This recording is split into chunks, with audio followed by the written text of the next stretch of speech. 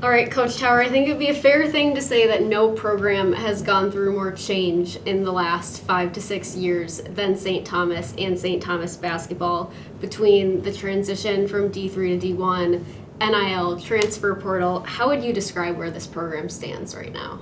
Yeah, it has been a wild, such an exciting several years. In fact, a coach at a high major school said, a couple of years ago, their school had jumped from one high major to another, and he was sort of talking to me about the challenges, and he's like, do you know anybody else who in 2021 has undergone this many changes? And I was like, well, we were Division III on June 30th, 2021, and literally on July 1st, 2021, we became officially Division I, and NIL became officially a thing literally on that same day. And so, it's one of those things. I've been at St. Thomas for a long time, love this school. I was always really, really happy, whether it was teaching psychology, coaching basketball as an assistant or head coach.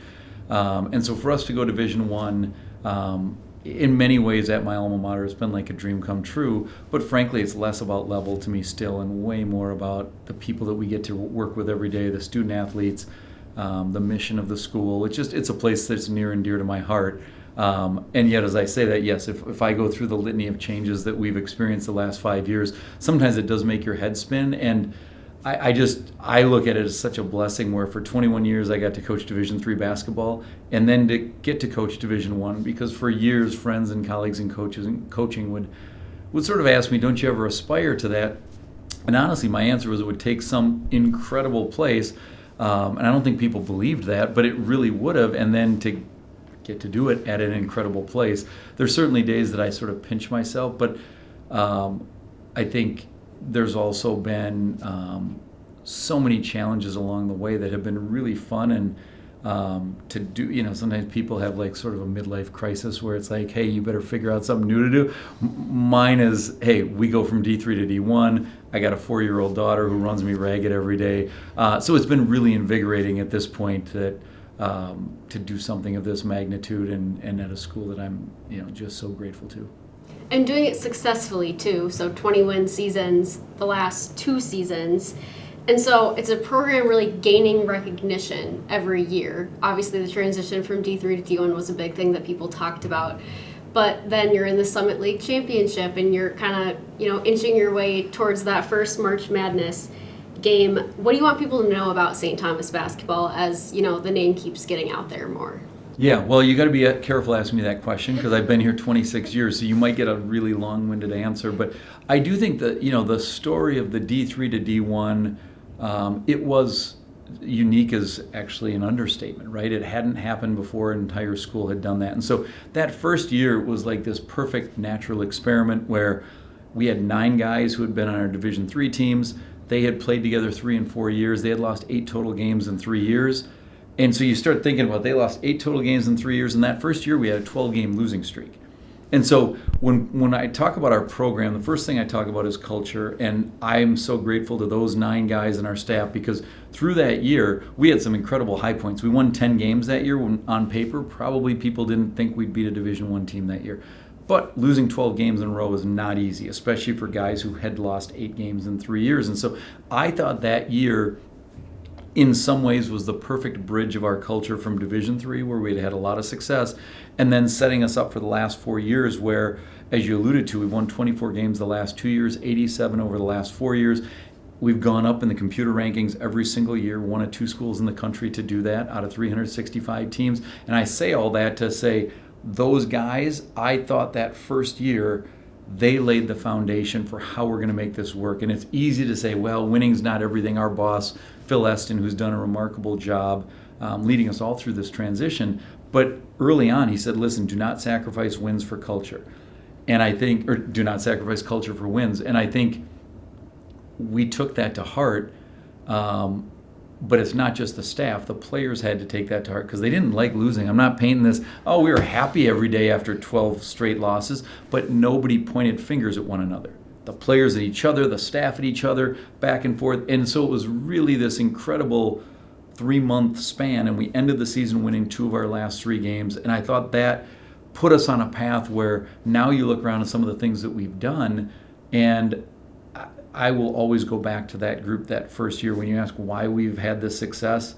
that we have the last 4 years, I think it was year one, and those guys who were so fearless. I told you I'd ramble on this question, but I can. I think back to, we had 2 kids on scholarship that year total. We had 2 grad students, Bert Hedstrom and Ryan Lindbergh, who had already graduated. They had gone through COVID. They had that end 2 seasons. We were top 5 in the country. They had great jobs lined up, and they turned those jobs down to come back and pay tuition, not be on scholarship, pay tuition, and they end up starting at forwards for us, and they were the smallest forward combo in the country. And so you think about that, like those are the stories to me when people ask about college basketball. I know we'll get into NIL and the transfer portal, but I think about Bert Hedstrom and Ryan Lindbergh and Anders Nelson and Riley Miller, and I can go through the Parker Bjorklund, Brooks Allen, Zach Tyson, Kevin Cunningham, Will Ingles. Those 9 guys, they're the 9 guys that you should actually interview because they can tell you all about our culture. Absolutely. And I mean, building a team right now is a lot different than it used to be for you. And for some programs, it's a specific offensive identity that they want to fill, that they need to run. For some programs, it's just culture specific. But when you're building a team, whether that's freshmen or transfers, what matters most to you? Yeah, that's a great question. It certainly evolves over time. When we were in Division III, probably the answer would be similar but slightly different because we were out of 425 teams. I thought we could compete to recruit elite talent. Now you see one and dones, you see kids going to Duke, you see and so you have to be realistic about, okay, who are we going to attract in recruiting? There has to be a reciprocal relationship where you can go recruit the best players in the world. It doesn't matter unless they're also interested. And so we talk a lot, first and foremost, who's running to St. Thomas. And if somebody really wants to be here, that matters. When I go through, I talk about 8 things. USST, unselfish, skilled, smart, tough. So we say that's a Tommy. If you're unselfish, skilled, smart, tough, you're going to play basketball the way we want. Our offensive numbers the last several years have been among the leaders in the country, and I think that's largely, I think we do a good job of coaching them. Coach Maker runs our offense. He does an unbelievable job. But it's more about who we recruit and that they know when they come here, this is how we're going to play. And the unselfishness that, whether it's in Division III where we went a whole decade without having anybody average 15 points a game. So we won 12 straight conference titles. 10 of those years, nobody scored 15 points a game. And we'd scare some kids off. We'd tell them, if you want to score 25 a game, this is not the place to do it. You want to score 8 points a game and pay a lot in tuition and hopefully win a lot of games. And that's going to, some kids are running out of the office like, I don't want to do that. I'm a star. And it's like, okay. The other buckets is somebody intrinsically motivated, and so most of my research in psychology dealt with doing things for their own sake as opposed to for money or rewards or accolades. And then is somebody coachable? And I think those are 2 that I could elaborate on because they're really, really important, and they're not identical. Sometimes you have somebody who loves to play, but they're not the most coachable. Other times you have people who are really coachable, but this isn't their passion. And so I'm not saying this is easy, but if you go through unselfish, skilled, smart, tough, intrinsic motivation, coachability, and then the other 2 that are non-negotiable is good student and good character. And that doesn't mean you have to be a Rhodes Scholar, but it means St. Thomas is a really good school. And if I have to go to bed on Saturday night worrying if you're going to be in trouble, or on Monday morning worrying if you're going to be in class, then this is not going to be the right fit. So those 8 things, I think, are always bubbling around in my mind as I'm looking at a recruit, and you're probably not going to go 8 for 8, but you can be pretty close. And those are the ones that sometimes they're not the tallest, sometimes they're not the fastest. They don't dunk a lot. When Phil took the job here in 2019, I think we were 26-3 or 25-4 that year, and we had 1 dunk the whole year. And he's like, when are we going to start dunking more? And I'm like, look, we can go recruit 6'8" guys who can dunk, but they're not going to pass, dribble, shoot, play defense, and care about the team that much. And so, you can have anything you want. You can't have everything you want in life. And so I think we do recruit to our system. Some of that is skilled bigs. Carter Bjerke, who I think really epitomizes that, who not just, I think, one of the most prolific shooters in all of college basketball, but also a unicorn in terms of 5 years at the same program. But also what he does for other guys. We led the nation in 2-point shooting this year, which is unbelievable when you look at our guys because we don't have these 7-foot behemoths. We're not getting a bunch of offensive rebounds, but a big part of that is our system. It's our guys really working on finishing around the basket, but it's also somebody like Carter who can shoot that creates space so that other guys are really the beneficiary of his skill. And so long-winded answer, but I think all of that speaks to fit and how, having been at one school for as long as I have, there might be some disadvantages to that. One of the big advantages is we know what we want, we know what works here, and so I think when we see it, it's very easy to then go recruit that kid. We don't cast a wide net. We're pretty selective with who we recruit. Let's go back to Carter. That's a St. Thomas guy through and through. What has it been like to watch him grow, develop, and thrive from a redshirt freshman that didn't play to now? Yeah, Carter, he's one of those stories. He used to go to my basketball camp. So I have pictures of him at camp in 5th and 6th grade. His coach, Brian Schnettler, is the all-time leading three-point shooter here. He has done an incredible job at Wayzata. I was in Brian's wedding. He's a dear friend. And so to have that kind of circle of life moment where I remember when Brian transferred here from Superior back in the fall of '04, and now to have had a bunch of his players play for us. And then Carter in this era where it is more transient, it's more transactional. And so to have Carter's loyalty, not just to the program, but the school, and I think he really believes nobody's going to say money doesn't matter in life, and Carter could have made a lot of money going on the open market, but I also think he knows that money isn't everything. It's a part of the equation of life, but the friendships he has, the legacy he's going to leave, the opportunity to potentially lead us to the national tournament for the first time, and also all that he's represented around here. I mean, Carter, that freshman class, it was Carter, Kendall Blue, Andrew Rohde, and Ajani Lee, and they all committed here before we had ever played a Division I game. So you think about the leap of faith he was taking, and now to see him staying here for a 5th year, to me, it's one of those stories that I hope people around the country talk about, because it does really represent when people lament some of the things that are going on in college sports, and everybody's entitled to an opinion, but go talk to Carter Bjerke and it's going to restore some faith. Like, okay, these are student athletes. He's on the dean's list. He's a great human being. He hit 10 threes in one game this year. 10 threes for a center, 10 for 14 against Kansas City. And the next game, I don't think he made a shot, and he didn't care after the game. He's like, as long as we win, I'm happy. And so, yeah, I could go on and on about Carter, because he really represents so many unbelievable things. And another thing that helps with a guy like that, when you have a significant number of new players coming in every year, how important is it to have someone like him who can be a leader on and off the court to show guys what St. Thomas is about? Yeah, I think for years we've talked about the concept of continuity and culture, that those two things, and they're not identical, but if you can have both and then you get the interaction between the two of them, I think you get an additional benefit. So if you've got a strong culture and you have continuity, and that is really rare. We've been fortunate. Prior to this year, we had 5 kids in 4 years total go in the transfer portal, which I think was among the lowest or the lowest in the country. This year, we had 6 guys in the portal, and some of that's a function of they're really good players, and we won 24 games the last 2 years. How you perpetuate your culture is a challenge that every coach wants to try to figure out, and it's more of an annual challenge than it's ever been. When I look down at our gym right now, we got 7 guys at our last workout of the spring, and to me that doesn't feel like a lot. Relative to the country, it actually is. We have kids visit and they're like, there were 2 kids at this other school. And so when we talk about culture, I think it means a couple things. One, I used to teach a course in cross-cultural psychology, and so defining culture is hard. It's an ambiguous concept, but we talk about it's everything from behaviors to attitudes to norms, values, beliefs. They can be explicit or implicit, and they're passed along through generations. And it certainly can morph and change over time. But when you think about that passing along over generations, well, generations in college sports traditionally has been seniors and juniors are mentoring your freshmen.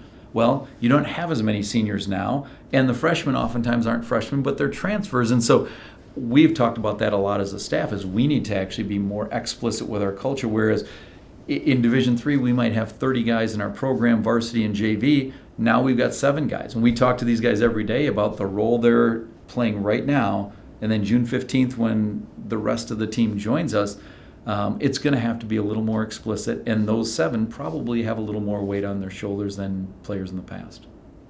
And then another player, Austin Hero, so came in last season, had a good season, chose to stay. What did you see from him last season that has you excited to bring him back? Yeah, Austin, I think he's one of the best passers I've ever coached. Unbelievable assist to turnover ratio. Really humble. People talk about him in part because they're aware of his brother, who's one of the better players in the world. I think the cool thing about Austin is he's proud of his brother, but he doesn't talk about it. He doesn't try to play like him. Actually, I think people assume, oh, it's Austin Hero, he's going to take the same kind of shots Tyler does. And if there's one thing we get frustrated with Austin about, it's he doesn't shoot enough. His shooting percentages are really, really good, but he throws one or two passes a game where if your eyes aren't up, you're going to get hit in the side of the head because he has, we like to call it his ethereal vision, that he sees things that other people don't. And so I think this year he did just a wonderful job of blending in. There's something we're looking for him to be. It's now that senior point guard who had 2 years of experience at South Carolina. He knows our system, and now I think it's going to be really his opportunity to play, to even have a bigger impact on the game because he's so well-rounded. He's I think an exceptional defender. He's a really, really good teammate, very thoughtful. And he's, when you can have somebody like him who's so humble, that tends to radiate. So when we talk about culture, some of it is just how your leaders and your veterans carry themselves. And both Austin and Carter are, I think, as good as they come in that area. When a season wraps up in this day and age, what do your conversations look like with guys that are going to have some big offers, ones that are going to be able to have a higher chance of you getting them to come back? What do those conversations look like? Yeah, it's different. And I don't know the right way to do it as a coach. I think I talk to a lot of coaching colleagues, and I think we're all still figuring out the landscape in terms of what's the best way to do things. And every team, every program is different. To me, it's still important to separate end-of-the-year meetings with future meetings. And the timing of that's not always easy. I know some programs where it's like the day after the season, they have their meeting and we know who's coming back or not. I don't know the right way to do it. I do know I think it's really important. We owe it to our guys after the season to say, hey, let's talk about last year first. Let's give you feedback. Let's talk about what we think you can work on, how you can improve, how we see you here. And then down the road is more of, okay, what are we thinking about in the future? But it is a different conversation, right? In the quote-unquote old days, when somebody came to your school, they were going to be there 4 years, barring something sort of exceptional. Now, I do think almost every single year with every single player, it's a talk about how's this going. Because whether it's your star who's the MVP of the league, who has unbelievable offers for a lot of money, or somebody who hasn't played a lot and is a really good player, trying to help them navigate that world. And I think that's part of our job as coaches. The other part I think that we have taken on is trying to get them to also enjoy the experience. That the part that can get lost is this notion of the grass is always greener. And some of that is just the culture we live in. Some of it's social media, some of it's agents. And I think so getting them to see like, hey, just be where your feet are for this season. And then at the end of the season, let's reflect, let's look forward. But each one of those conversations is very individualistic. And you also understand that each player has a bunch of different factors that they're trying to weigh. My biggest thing in this era is don't lose your college experience where you're always looking around and before you know it, your 4 years are up and you're like, I don't know what just happened. I just bounced from school to school to school and I don't have great friends. I mean, I know half my close friends in life were my college teammates. And you don't get that if you go to a different school every single year. You might get other things, but you're not going to get that. And so those conversations, they're, I think, very unique to each player. And I think we will continue to get better at those. And I might give you a different answer in 5 years, quite frankly. So you've built a competitive Division I program and roster every year, but obviously you don't have $10 million to spend on a roster every year. But at the same time, it's not a program that people can ignore. What's the hardest part of that to navigate? Well, I think you hit it on the head right there, that there's certainly the amount of money and what people are spending today in college basketball, even relative to 2 years ago, is really mind-blowing. Some of that is like any emerging market where it's going to be very volatile, unpredictable. And if you look at it now, if you liken this to professional sports, pro sports typically everybody isn't an unrestricted free agent after each year. There are salary caps, there's certain guardrails in place. And so I think over time, this market is going to normalize and regulate. Where that's going to land, I have no idea. But I do think over these 5 years, I don't think anybody anticipated, we knew this jump was going to be challenging. I don't think anybody anticipated all the other stuff going around us. And the thing I feel best about is that the way we've continued to improve, even though we've lost some really good players to unbelievable programs, in some way that shows that you come here and you're going to develop. And it could be you develop and you stay here 4 or 5 years. It could be you develop and you go somewhere else. But our job, that part of our job hasn't changed. And we remind ourselves as a staff that regularly, that why did you get into coaching? Nobody got into coaching because of NIL. Nobody got into coaching to go in the transfer portal. Frankly, very few coaches go into coaching because they think it's going to make a lot of money. Most coaches start out as grad assistants or volunteers in the video room. I was a volunteer assistant here when I started at St. Thomas. It's about helping young people grow and navigate. And so I think that part, combined with the competitive success we've had on the court, combined with the academics and all the other stuff at St. Thomas, to me it's an easy recruiting pitch. And it's more about who are the young people that see this is an incredible opportunity, both in the short term and hopefully in the long term. So is that just something you've kind of had to accept is, hey, I might bring in 4 really great guys, they have incredible seasons, they fit our program perfectly, but then everyone else around the country sees that too, and then you have a big program kind of make a big offer, and that's a great opportunity for them, but that's got to be kind of hard as a coach, right? You're happy for them, but you wish you had them back for however many years left. Certainly in previous years, I think mid-majors like us, you find a diamond in the rough, and it's sort of like that's your diamond, and you get that diamond for 4 years to grow and develop and get shinier, and then hopefully they go play pro basketball. That has changed, and so yeah, I'd be lying if I didn't say that's difficult, because you see somebody get better and better and you're like, okay, imagine what we could be. At the same time, and I'll use, I don't love talking about individual examples, but Nolan Minasali, who's going to Marquette, he went to Marquette High School. He grew up a Marquette fan. He told me all through this, I don't want to leave. He knew the situation he has here. And at some point I said, Nolan, and it's a stressful decision, but I said, just keep in mind, 18 months ago, somebody had told you, here's what you're going to accomplish at St. Thomas in 2 seasons, and you can come back to St. Thomas and maybe be the most decorated player in the history of the school and lead us to places that we've never gone, or you could go to the school that you dreamed of playing for when you were a little kid, who's going to compensate you very well for it, and you're going to play in the Big East.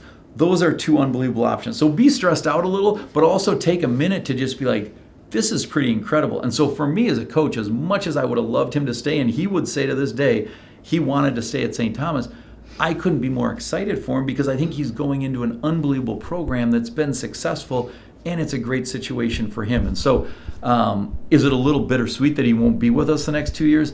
Absolutely. But you better embrace that as a coach, because if you want to fight that, good luck. How do you kind of embrace that and create stability in this system that is constantly changing? Yeah, I say the serenity prayer a lot. Control the things you can control, and the serenity to accept the things you can't, and the wisdom to know the difference, because certain things you can't control. And so it's no different than coaching a game, right? Once the ball gets jumped, you can control who's in the game, you can control the plays, but you don't control if the ball goes in or we make threes or miss threes. And there's times we lose games where it's like, okay, we missed a bunch of threes tonight. I actually think we played really well. We missed a bunch of threes. There's other games I'm like, we were horrible, but we made shots. We went 16-24 one game last year in threes. And I told our guys, I don't think we played very well. We made a bunch of shots. So with this landscape, I think that some of it is our job continues to be, how do we make sure these guys feel like they're at a place that cares about them, where they're growing and developing, and then as part of that journey, talking with them, because the ability to leave a school doesn't mean you should. And I think throughout college basketball, we're seeing more and more examples of that. And it's sometimes hard as a coach, but it's our job to give honest feedback. We do it every day in film.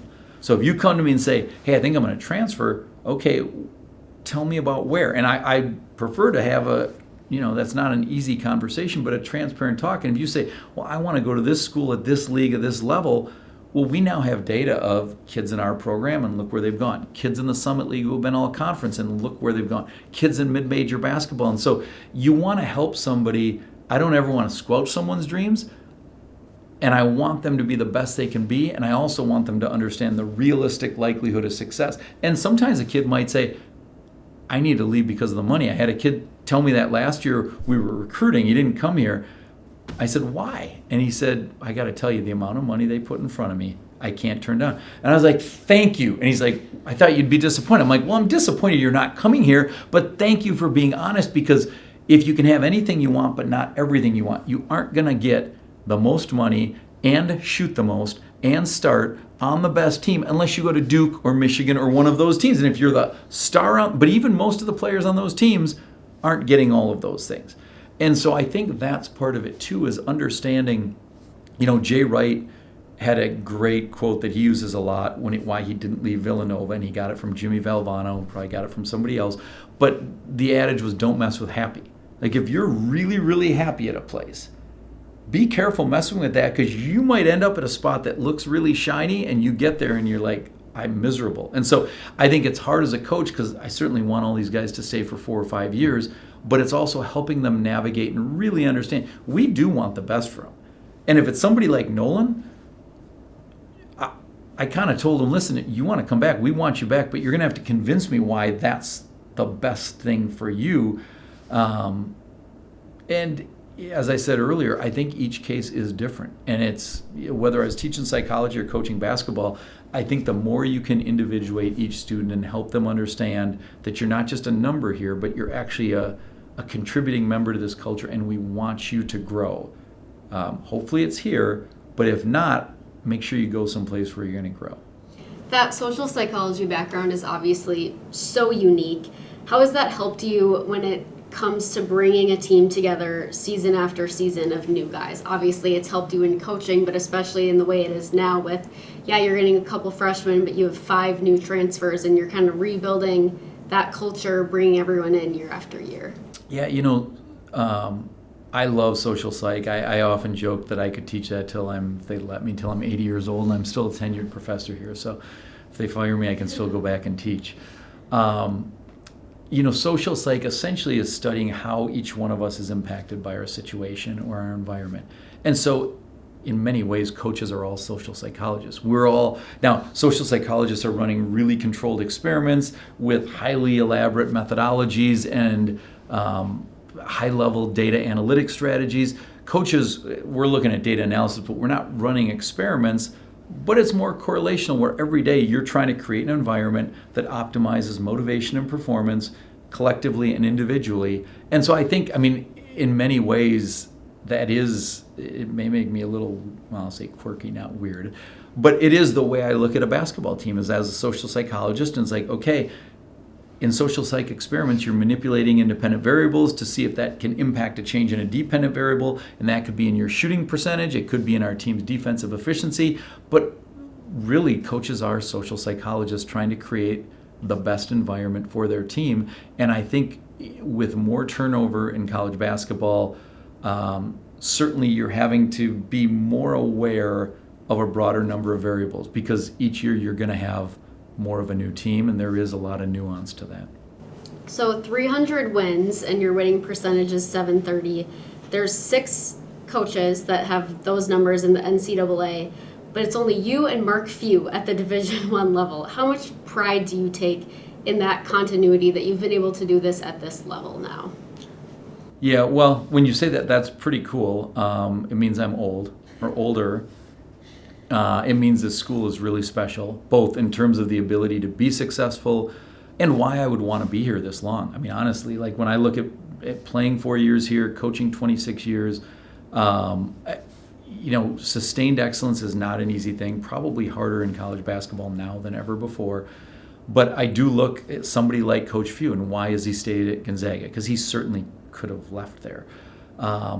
Usually I think it's the intersection, and sometimes this is serendipitous and other times it's very planned, but Gonzaga was a school, if you look at them back in the mid-90s, they were close to closing. Their school was really struggling. If you look at the history of it and what the basketball programs have done for them since the late 90s, it's been just a meteoric rise for their entire school. And so part of it for me, it's not just the coaching, it's the professors who, I'm going to a retirement for 3 psychology professors this week. Well, 2 of those 3 were instrumental in my undergrad education back in the early 90s. John Burry has been here 50 years. and is the one that literally got me into psychology. I was failing his class. I was acing every other class I took, and I called my parents and I was like, I want to major in psychology. And their first question was like, what in the world is psychology? Their second question is, what are you going to do with a psych degree? And I didn't know the answer to that. And the third was, you're getting A's in all your other classes and you're struggling. Why would you do that? I'm like, this is like, I just love it, because psychology, much like coaching, you get to think about what you want, things that are interesting. You get to study it. You get to do research. You publish on it. You talk about it in class. You read about it. And so for me, it's been, I just love coming to work here every day to get, whether it's coaching basketball or previously teaching psychology, and the success we've had along the way and the longevity. I think those things they're intertwined. But at the end of the day, when you ask me a question like that I don't think about probably very often, I go back to all the assistant coaches and players and administration and fans and alums, and it's been cool for me to see all of that, particularly as a kid who grew up in St. Paul, where my dad, he graduated here in 1963. He was dragging me to games when I was 6 years old.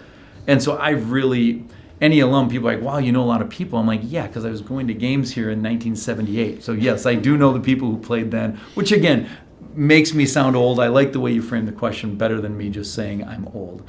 But the story of St. Thomas, I'll close with this. If you look at how much this place has changed since my dad went here, it was an all-boys school and it was a really small college at the time. And over the last 50 years, it's become co-ed. We added a law school. In 2000, we became a university in 1990. We have a 2-year campus. We have the Opus College of Business, the School of Engineering, which my son Adam's a mechanical engineering major, and I could go on and on. And so us jumping from D3 to D1 in many ways is commensurate with all of those other things that have changed, because if you look at our profile, we're a lot like Marquette, Loyola Chicago, Creighton, DePaul, a lot of other urban Midwestern Catholic universities that are really good academically and really good in basketball. And so to get to pursue this journey at a school like St. Thomas, well, it is why I've stayed here for so long and why I'm so grateful every day I come to work.